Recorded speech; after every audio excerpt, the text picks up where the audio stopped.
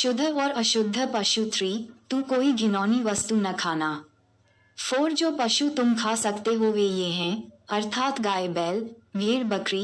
5 हिरन, चिकारा, मृग, जंगली बकरी, साबर, नीलगाय और बुनेली भेड़। 6 अतः पशुओं में से जितने पशु चिरे या फटे खुर वाले और पागुर करने वाले होते हैं उनका मांस तुम खा सकते हो।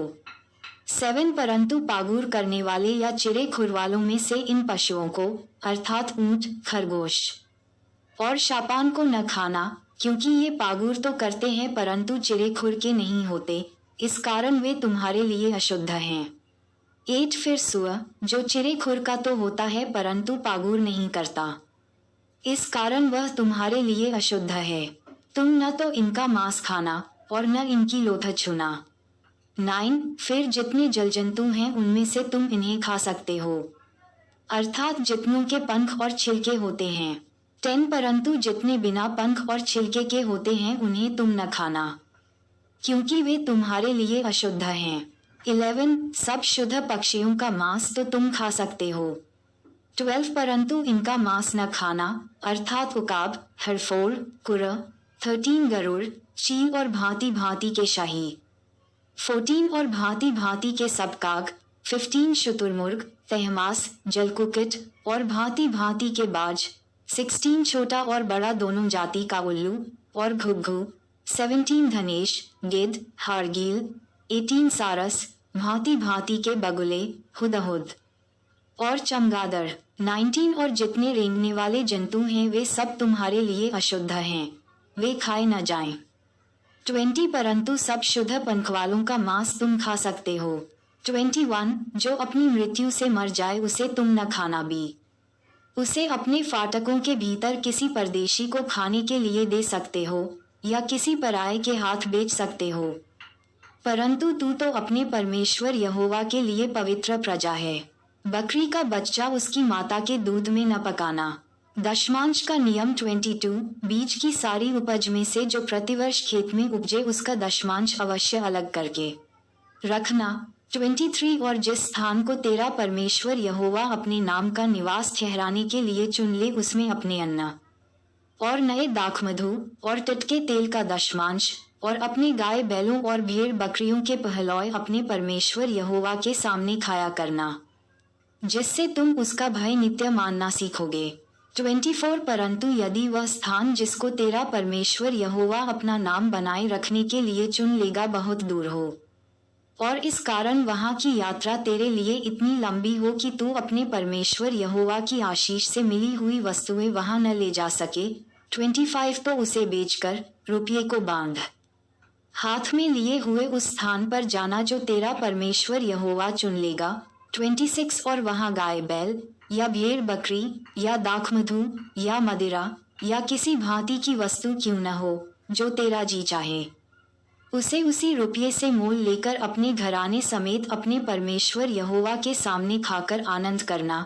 27 और अपने फाटकों के भीतर के लेविय को न छोड़ना, क्योंकि तेरे साथ उसका कोई भाग या अंश न होगा।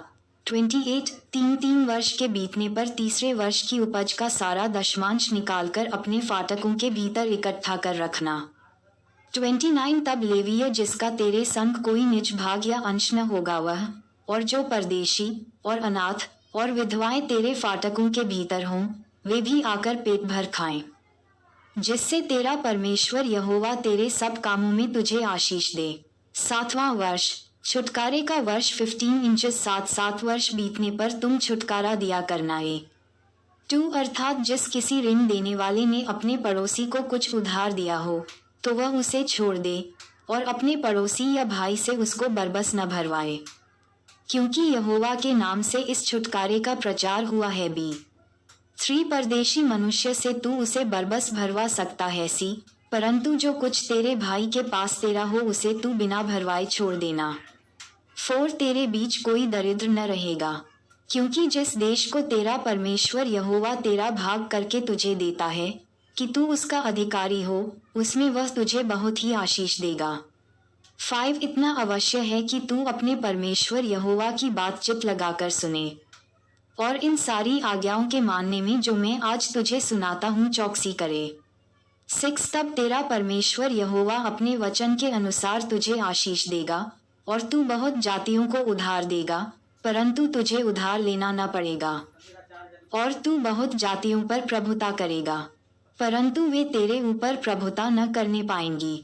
दरिद्र के लिए उदारता 7 जो देश तेरा परमेश्वर यहोवा तुझे देता है उसके किसी फाटक के भीतर यदि तेरे भाइयों में से कोई तेरे पास दरिद्र हो, तो अपने उस दरिद्र भाई के लिए न तो अपना हृदय कठोर करना और न अपनी मुट्ठी कड़ी करना। यू 3:17 जिस वस्तु की घटी उसको हो, उसकी जितनी आवश्यकता हो उतना अवश्य अपना हाथ गीला करके उसको उधार देना।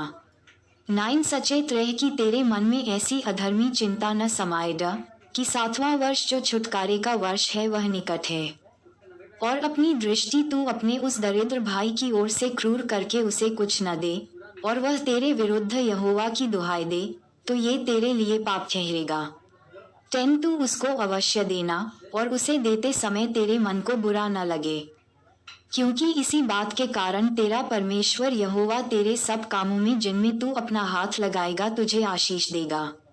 11 तेरे देश में दरिद्र तो सदा पाए जाएंगे, इसलिए मैं तुझे यह आज्ञा देता हूँ कि तू अपने देश में अपने दीन दरिद्र भाइयों को अपना हाथ गीला करके अवश्य दान देना।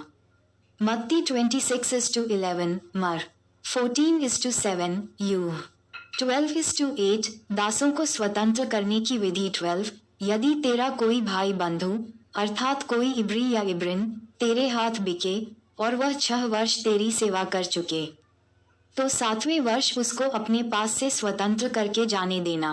13 और जब तू उसको स्वतंत्र करके अपने पास से जाने दे तब उसे खाली हाथ न जाने देना। 14 वरन अपनी भेड़ बकरियों और खलिहान और दाखमधु के कुंज में से बहुतायत से देना। तेरे परमेश्वर यहोवा ने तुझे जैसी आशीष दी हो उसी के अनुसार उसे देना। 15 और इस बात को स्मरण रखना कि तू भी मिस्र देश में दास था और तेरे परमेश्वर यहोवा ने तुझे छुड़ा लिया, इस कारण मैं आज तुझे यह आज्ञा सुनाता हूँ। 16 और यदि वह तुझसे और तेरे घराने से प्रेम रखता है और तेरे संग आनंद से रहता हो और इस कारण तुझसे कहने लगे मैं तेरे पास से न जाऊंगा, 17 तो सुतारी लेकर उसका कान किवाड़ पर लगाकर छेदना, तब वह सदा तेरा दास बना रहेगा, और अपनी दासी से भी ऐसा ही करना। 18 जब तू उसको अपने पास से स्वतंत्र करके जाने दे तब उसे छोड़ देना तुझको कठिन न जान पड़े, क्योंकि उसने 6 वर्ष 2 मजदूरों के बराबर तेरी सेवा की है, और तेरा परमेश्वर यहोवा तेरे सारे कामों में तुझको आशीष देगा। पहलौए पशुओं का अर्पण 19 तेरी गायों और भेड़ बकरियों के जितने पहलौए नर हों उन सभी को अपने परमेश्वर यहोवा के लिए पवित्र रखना। अपनी गायों के पहिलौठों से कोई काम न लेना और न अपनी भेड़ बकरियों के पहिलौठों का ऊन कतरना। 20 उस स्थान पर जो तेरा परमेश्वर यहोवा चुन लेगा तू यहोवा के सामने अपने अपने घराने समेत प्रतिवर्ष उसका मांस खाना। 21 परंतु यदि उसमें किसी प्रकार का दोष हो अर्थात वह लंगड़ा या अंधा हो या उसमें किसी और ही प्रकार की बुराई का दोष हो तो उसे अपने परमेश्वर यहोवा के लिए बलि न करना। 22 उसको अपने फाटकों के भीतर खाना। शुद्ध और अशुद्ध दोनों प्रकार के मनुष्य जैसे चिकारे और हिरन का मांस खाते हैं वैसे ही उसका भी खा सकेंगे। 23 परंतु उसका लहू न खाना। उसे जल के समान भूमि पर उंडेल देना। माताएं एवं बहनों से निवेदन है कि अगर हमारी ये वीडियो आपको अच्छी लगी हो तो कृपया करके वीडियो को लाइक और सब्सक्राइब करना ना भूलें, क्योंकि हमारी वीडियो आप सब तक बहुत जल्दी पहुंचे। जय यीशु मसीह।